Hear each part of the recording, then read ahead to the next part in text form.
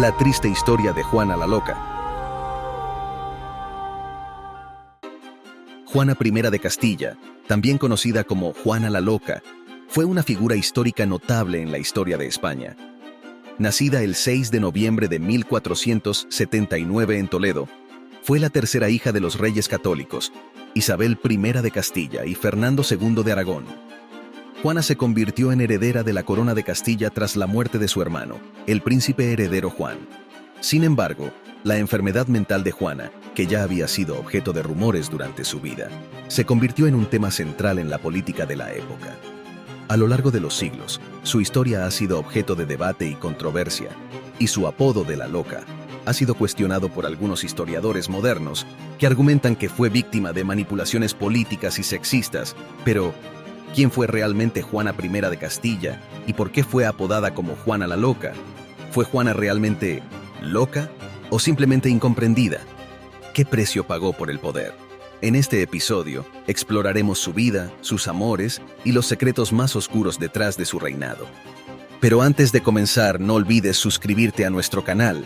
Activa las notificaciones para que no te pierdas ninguno de nuestros episodios.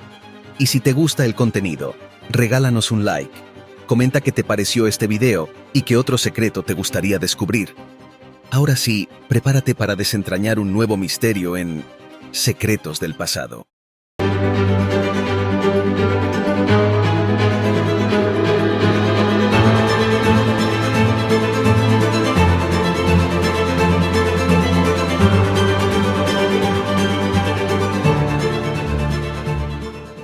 Secretos del Pasado.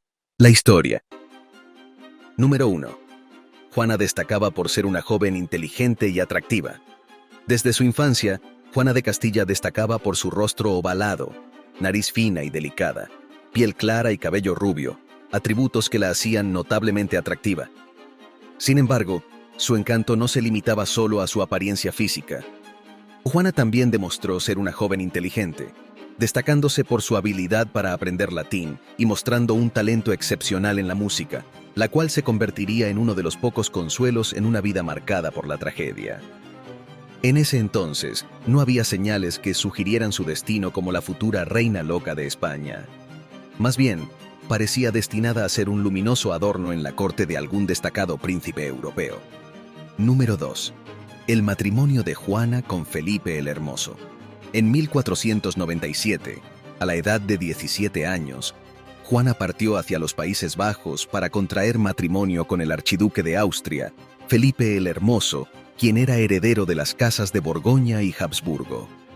Este matrimonio se enmarcaba en la estrategia de alianzas matrimoniales diseñada por los reyes católicos para rodear a su gran enemigo, la monarquía francesa, donde Juana era vista más como un peón que como una protagonista. A pesar de las diferencias de carácter que generaron numerosas disputas entre Juana y Felipe, surgió entre ellos un intenso afecto que se tradujo en múltiples embarazos para la infanta, quien finalmente dio a luz a 6 hijos. Número 3. Las tragedias que llevaron a Juana a convertirse en la única heredera de la corona. El destino de Juana como archiduquesa y princesa en Flandes se vio repentinamente alterado por una serie de tragedias que golpearon a su familia española. En octubre de 1497, su hermano mayor Juan falleció a la temprana edad de 19 años, aparentemente debido a excesos sexuales con su joven esposa, Margarita de Austria. Casi medio siglo después, el emperador Carlos V, hijo de Juana, advertiría a su propio hijo, el futuro Felipe II, sobre los peligros de cometer excesos en los primeros años de matrimonio, recordando la trágica muerte del infante don Juan. Un año después de la muerte de Juan, también falleció la otra hermana mayor de Juana, Isabel, quien estaba casada con Manuel I de Portugal. Además, su hijo recién nacido, Miguel, quien se había convertido en heredero de España y Portugal, murió antes de cumplir 2 años. Estas tragedias dejaron a Juana como la única heredera de las coronas de Castilla y Aragón en 1500, llevando a su madre, Isabel, a implorarle urgentemente que regresara de Flandes a España. Número 4. Juana fue declarada como apta para gobernar. En ese momento, la capacidad de Juana para gobernar no estaba en tela de juicio. Aunque sus arrebatos temperamentales eran de conocimiento público, se los consideraba simplemente un rasgo heredado de su imponente madre, quien también era propensa a sufrir accesos de melancolía. Los talentos y virtudes de Juana solían recibir elogios exaltados. En 1501, el obispo de Córdoba, enviado por los reyes católicos como embajador a Flandes, informaba que Juana era habida por muy cuerda y por muy asentada. Ese mismo año, el embajador residente de España llegó a afirmar que, en una persona de tan corta edad, dudaba que se hubiera visto tanta cordura. Número 5. La reina Isabel organizó todo para que reconocieran a Juana como la heredera legítima al trono.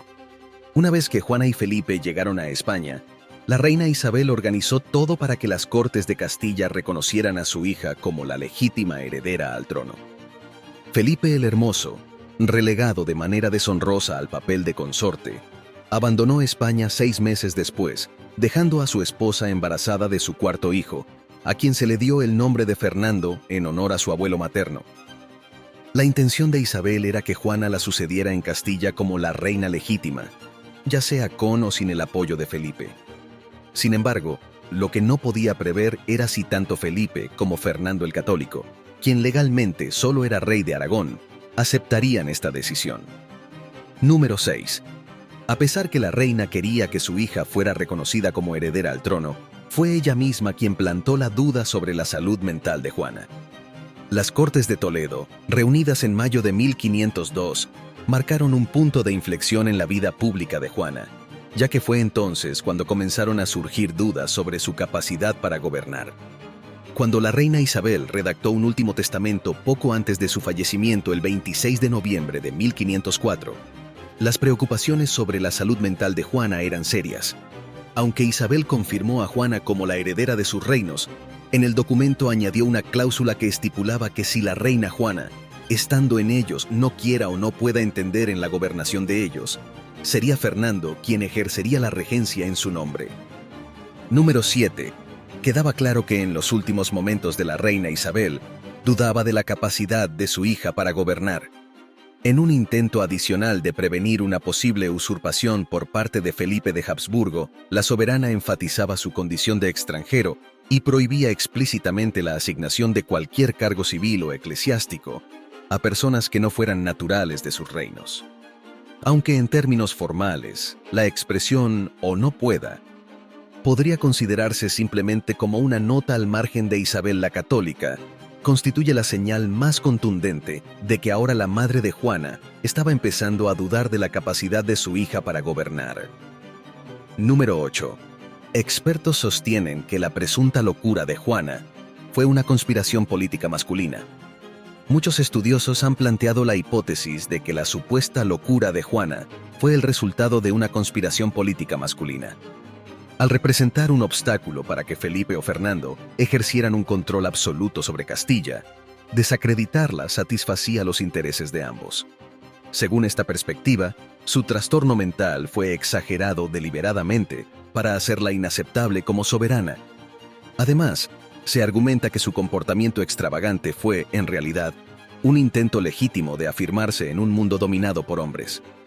Esta interpretación sitúa a Juana como un símbolo de todas las mujeres que, a lo largo de la historia, han sido injustamente excluidas del poder.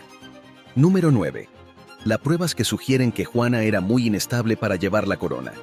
Es importante reconocer que existen numerosas pruebas que sugieren que Juana de Castilla realmente era demasiado inestable para ser confiada con el gobierno.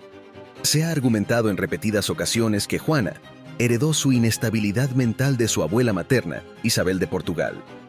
Aunque no hay suficientes indicios para realizar un diagnóstico clínico, si nos limitamos a decir que Juana era excesivamente imprevisible para gobernar, entonces las evidencias de un comportamiento anormal son abrumadoras.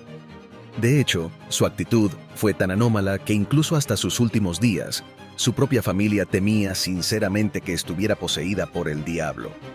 Número 10. El ferviente deseo de Juana por reunirse con su esposo chocaba con las intenciones de su madre de que aprendiera a gobernar. Fue durante los meses inmediatamente posteriores al repentino regreso de Felipe a los Países Bajos, cuando Isabel comenzó a dudar seriamente de las habilidades de su hija para gobernar.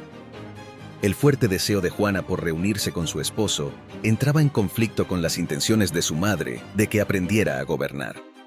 Las discusiones entre ambas mujeres tuvieron un grave impacto en la salud de ambas, llegando al punto en que la reina Isabel sufrió graves dolores en el pecho. Número 11. La manera en que Juana obligó a su madre a dejarla ir a buscar a su esposo. Juana fue confinada en el Castillo de la Mota, una impresionante fortaleza de ladrillo ubicada en Medina del Campo, donde ocurrió un incidente singular y desconcertante. Según el relato de la propia Isabel, su hija Juana estuvo en el patio exterior del castillo, descalza y sin ropa de abrigo, hasta altas horas de la madrugada en una de las noches más frías del año. Con este gesto, Juana obligó a su madre a concederle una entrevista y, en última instancia, a permitirle partir hacia Flandes en busca de su esposo, el archiduque. Sin embargo, logró su objetivo a expensas de su propia dignidad personal, una cualidad considerada imprescindible en cualquier gobernante. Número 12. Otro incidente que probaba su inestabilidad. En junio de 1506, ocurrió otro incidente similar. Juana y su esposo habían regresado a España en abril, 16 meses después del fallecimiento de Isabel la Católica. El 28 de junio, Felipe le comunicó a Juana que había firmado con su padre la Concordia de Villafáfila, en la que se estipulaba que si la nueva reina no quería o no estaba en condiciones de gobernar, Felipe asumiría total autoridad e incluso continuaría siendo rey después de la muerte de su esposa. Fernando, por su parte, se comprometió a retirarse a Aragón, aunque conservaría la mitad de las rentas generadas por las colonias en el Nuevo Mundo y mantendría el control sobre las órdenes militares. Al principio a Juana le indignaron estas negociaciones, pero luego pareció no prestarles atención. En lugar de pronunciarse al respecto, solo expresó su deseo de recorrer los jardines del conde de Benavente, conocidos por su colección de animales.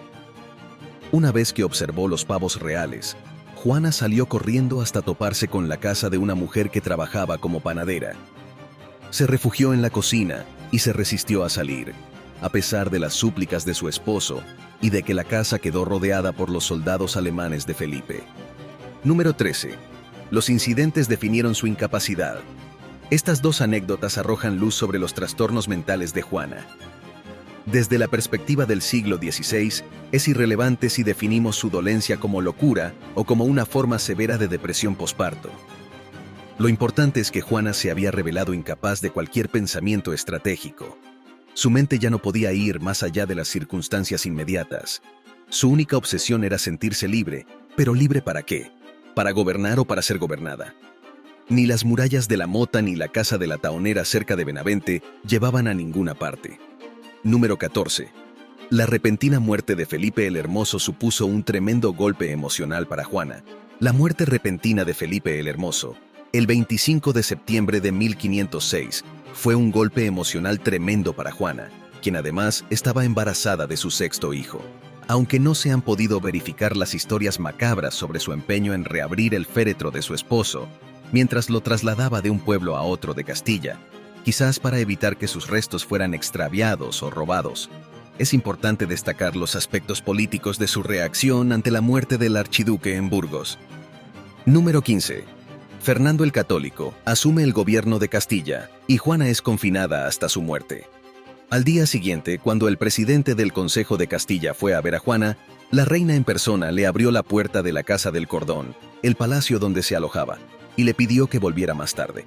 Cuando los miembros del consejo regresaron, tuvieron que perseguir a Juana por toda la casa y finalmente tratar de hablar con ella a través de una reja que comunicaba la capilla con sus aposentos. Al negarse a tratar los asuntos urgentes, ya sea por falta de interés o por enfermedad, Juana de Castilla demostró una vez más su incapacidad para gobernar.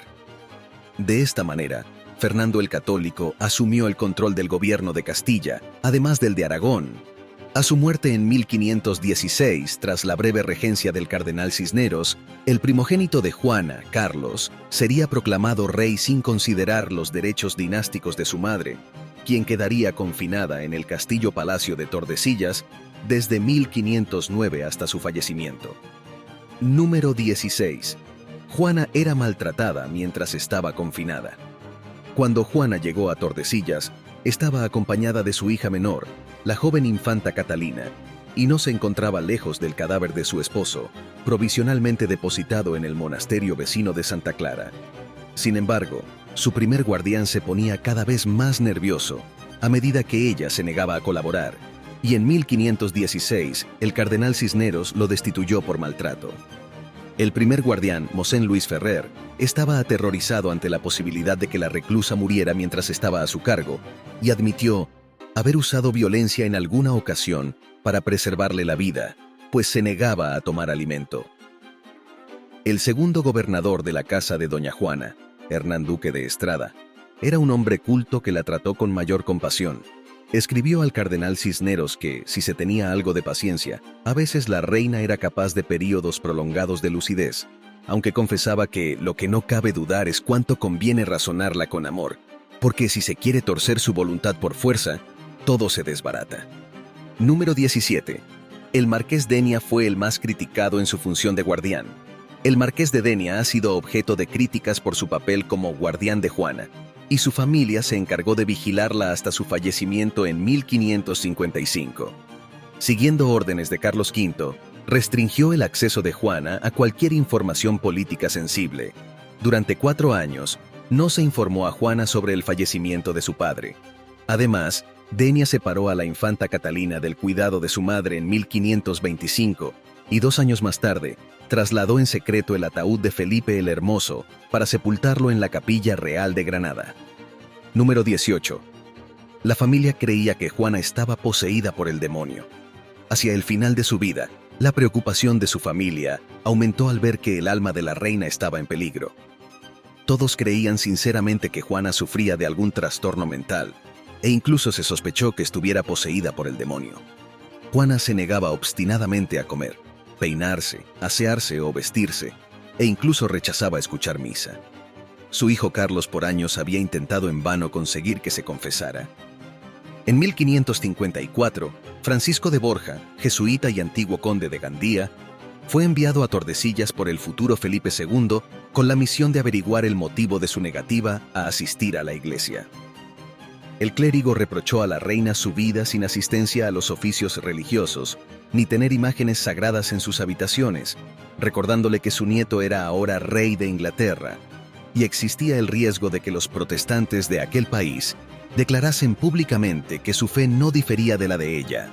Juana acusó a las mujeres de la familia de Denia de obstaculizar su vida religiosa, calificándolas de brujas empedernidas, y exigió que fueran investigadas por la Inquisición. Número 19. El fallecimiento de Juana. Juana I de Castilla falleció el Viernes Santo de 1555, a los 76 años, después de haber estado confinada casi medio siglo.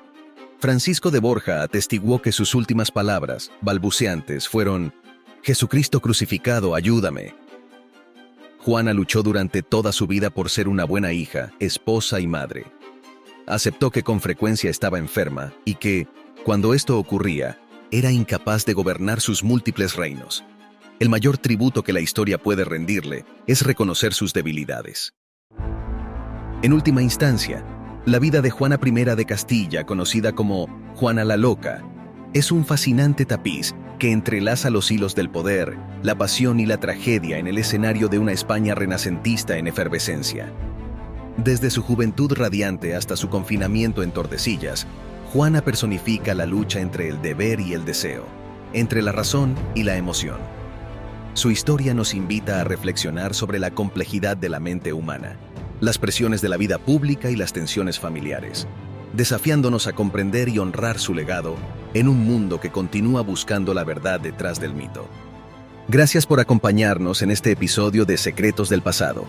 Acompáñenos en nuestro próximo video donde estaremos investigando más de los misterios de la historia de nuestro mundo. Únase a nosotros para un nuevo viaje en el tiempo y así descubrir otros secretos del pasado.